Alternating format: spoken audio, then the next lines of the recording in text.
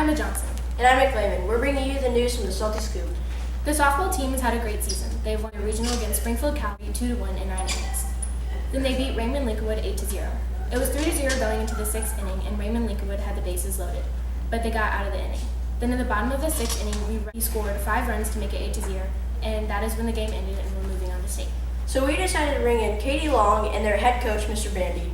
Mr. Bandy, what was going through your head in the top of the 6th inning when Raymond Lincolnwood had the bases loaded in the top of the 6th inning with their number 3 and number 4 batters up to the plate? Well, whenever we got to the 6th, I was a little concerned because in the bottom of the 5th inning, we had a chance to score, and we blew a golden opportunity in the bottom of the 5th. And so you think, well, the momentum was going back into Lincolnwood's direction, and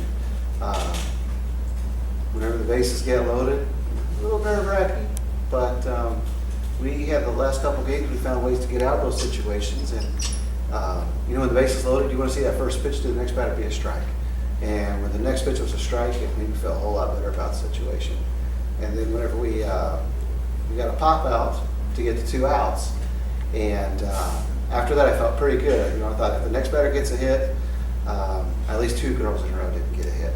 So they scored a run, we're still going to be okay. But it sure did feel pretty good in the bottom of the 6th inning. We scored 5 runs. I'll tell you that. Yeah. All right, so Katie, what do you think was the biggest and most game-changing play of the game in your eyes?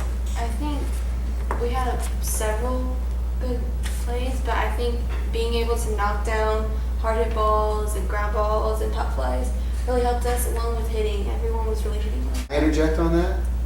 I tell you what was, it doesn't seem like much, but in the 1st inning, we got 2 outs to go in the 1st, and Katie got a single. She stole second base, and then Caitlin Reynolds hit a single to get her home. And it doesn't seem like much, but to play with a 1-0 lead is a whole lot easier than playing with a 0-0. And I think that was the play of the game way back in the 1st. So, Mr. Bandy, do you like your new haircut the girls gave you? Beautiful. Well, that's all, so thank you guys for coming and joining our Salty Scoop. Thank you. All right, thanks a lot. We have had 45 t-shirt designs in the t-shirt design contest, and student council will be voting on them to get them down to the final 5 t-shirts.